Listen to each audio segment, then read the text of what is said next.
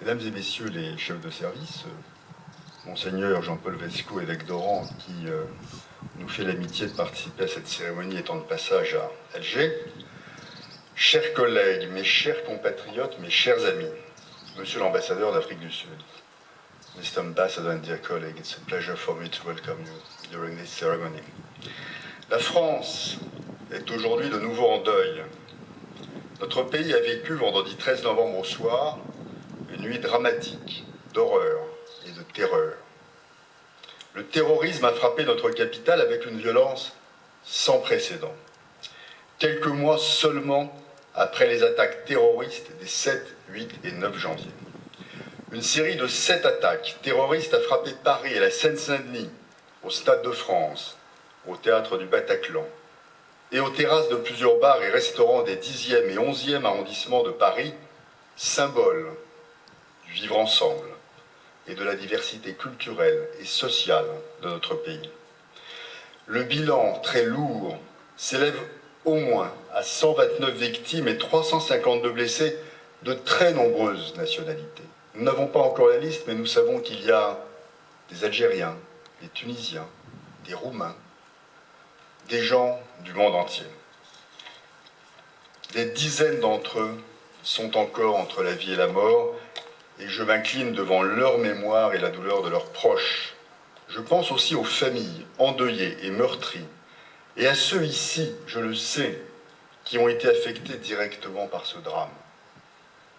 Le président de la République a décidé d'observer 3 jours de deuil national, deuil qui a débuté hier. Il s'adressera cet après-midi aux parlementaires réunis exceptionnellement et solennellement en congrès à Versailles. Aujourd'hui, dans toute la France, à midi, une minute de silence sera observée à la mémoire des victimes. D'où cette cérémonie, afin qu'un moment de recueillement permette à tous les agents de nos ambassades à l'étranger, mais aussi aux communautés françaises, de s'associer à cet hommage. Comme l'a souligné notre président de la République, ces attentats constituent un acte de guerre, un acte de barbarie absolue. Nous devons nous préparer à mener un combat long et difficile contre le terrorisme.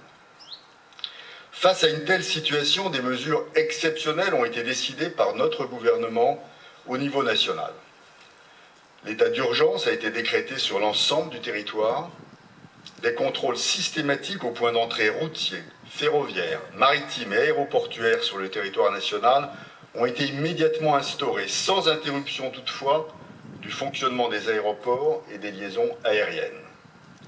Ici, en Algérie, nous devons être vigilants, mais sans rien céder à la peur ou à la panique, ce qui ferait le jeu des terroristes. Je vous demande à toutes et tous d'observer rigoureusement les recommandations de sécurité et de rester en état d'alerte et de grande vigilance. J'ai demandé aux autorités algériennes de renforcer partout en Algérie la sécurité de nos emprises, ce qui a été mis en place immédiatement et je les en remercie vivement. Ces nouveaux attentats ne feront que renforcer notre détermination à combattre inexorablement le terrorisme. Face à la barbarie, à l'obscurantisme, il n'y a qu'une réponse, la détermination mais aussi l'unité nationale, qui s'est faite autour du président de la République et du gouvernement. Détermination à porter haut et fort les valeurs de notre pays. Tolérance, malgré les menaces, rejet de toute dérive ou tentation d'amalgame. Unité de tous les Français qui, face à cette épreuve, savent et sauront se rassembler, comme ils l'ont fait au mois de janvier, autour des valeurs communes de notre République. Comme le président de la République l'a indiqué le 14 novembre en s'adressant aux Français, je le cite, « La France, parce qu'elle a été agressée lâchement, honteusement, violemment, la France sera impitoyable à l'égard des barbares de Daesh. Elle agira dans le cadre du droit, avec tous les moyens qui conviennent et sur tous les terrains, intérieurs comme extérieurs, en concertation avec nos alliés, qui eux-mêmes sont visés par cette menace terroriste. Dans cette période si douloureuse, si grave, si décisive pour notre pays, j'en appelle à l'unité, au rassemblement et au sang-froid. Mesdames et messieurs, la France continuera de porter son idéal de paix et de justice partout dans le monde et restera fidèle à son message. Nous ne laisserons pas ces terroristes nous terroriser. Nous ne laisserons pas ces barbares modifier notre mode de vie, nos valeurs et nos croyances. La devise de la ville de Paris prend aujourd'hui tout son sens. Fluctuat, nec pergitur. Le navire est frappé, mais ne sombre pas. Paris restera Paris, la ville des Lumières, et la France restera la France, le pays de l'égalité, de la liberté, de la fraternité.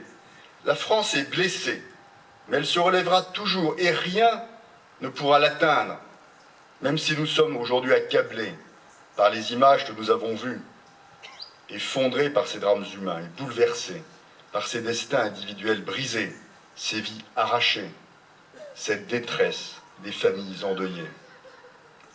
Mesdames et messieurs, ce combat commun contre la barbarie n'est possible qu'en préservant et renforçant notre unité et notre solidarité. Nous traversons une période terrible, alors que certains souhaitent entraîner notre pays et le monde vers la violence, la haine, la division confessionnelle et le chaos. Nous devons répondre à leurs provocations par toujours plus de tolérance, de pluralisme, d'ouverture à l'autre, mais aussi de vivre ensemble et de joie de vivre.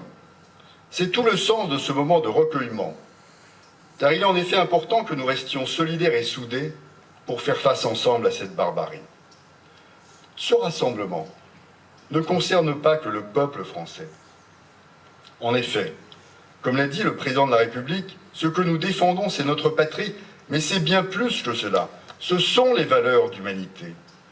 Et je pense, ce jour aussi, aux victimes des attentats récents de Sharm el-Sheikh, de Beyrouth, d'Ankara. Les attentats de Paris n'ont pas seulement touché notre pays, mais ont constitué un crime contre l'humanité. Comme l'a souligné le président Bouteflika dans son très beau message de condoléances au président de la République François Hollande.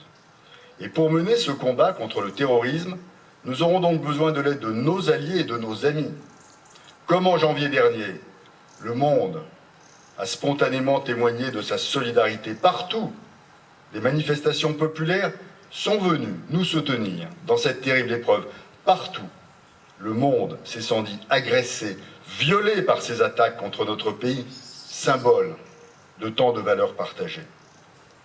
Je veux exprimer ici ma reconnaissance aux autorités algériennes et saluer en particulier les mots si justes et si forts du président Abdelaziz Bouteflika, qui, dans son message au président de la République, a souligné la nécessité d'une réaction, mais a également, je le cite, indiqué que ce fléau transfrontalier appelle une réaction solidaire de toute la communauté internationale, une réaction qui se doit également d'être lucide pour éviter une fracture civilisationnelle à travers le monde et à l'intérieur des pays, ce qui est l'un des buts recherchés par les commanditaires du terrorisme.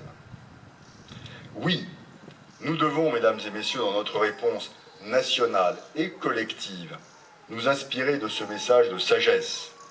Oui, nous n'oublions pas combien nos amis algériens ont souffert eux-mêmes, dans leur chair, du terrorisme. Et les terribles images de ce Paris meurtri du 13 novembre leur ont rappelé tant de moments de souffrance, de douleur, de massacre, de barbarie et d'horreur qu'ils ont vécu pendant la décennie noire. Oui, nous n'oublions pas non plus le très lourd tribut qu'ont payé aussi nos collègues de l'ambassade au cours de cette décennie noire, tribut dont cette stèle nous rappelle le sacrifice. Oui, ensemble, l'Algérie et la France, avec d'autres, doivent être côte à côte pour lutter de toutes leurs forces contre le terrorisme avec une détermination sans faille, mais aussi en étant vigilants pour éviter, je le répète, toute forme d'amalgame ou de tentation de verser dans le rejet de l'autre ou dans l'islamophobie. Dans un contexte international de menaces terroristes toujours très élevées, et alors que la France reste engagée sur les théâtres du Mali, du Sahel, avec la force Barkhane, mais également par les frappes aériennes au sein de la coalition contre Daesh en Irak comme en Syrie, nous devons résister collectivement. Résister pour nos valeurs et pour notre République. Résister pour affirmer haut et fort ce que nous sommes fiers d'être. Résister en mémoire de ceux qui sont tombés simplement parce qu'ils étaient français ou étrangers de passage à Paris dans des lieux de vie, de convivialité, de partage. Aujourd'hui, contrairement à notre cérémonie du mois de janvier 2015 pour les attentats de Paris contre Charlie Hebdo, l'épicerie Hyper Cacher, je ne suis pas en mesure d'égrener les noms des victimes, tellement elles sont nombreuses, tellement elles ne sont toujours pas toutes identifiées, tellement la situation n'est pas complètement éclaircie.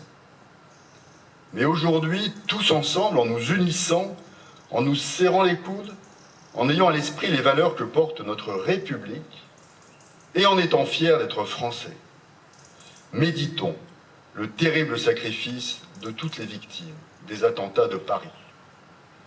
J'invite maintenant chacune et chacun à respecter une minute de silence, de recueillement, de prière à la mémoire de toutes les victimes. Je vous remercie.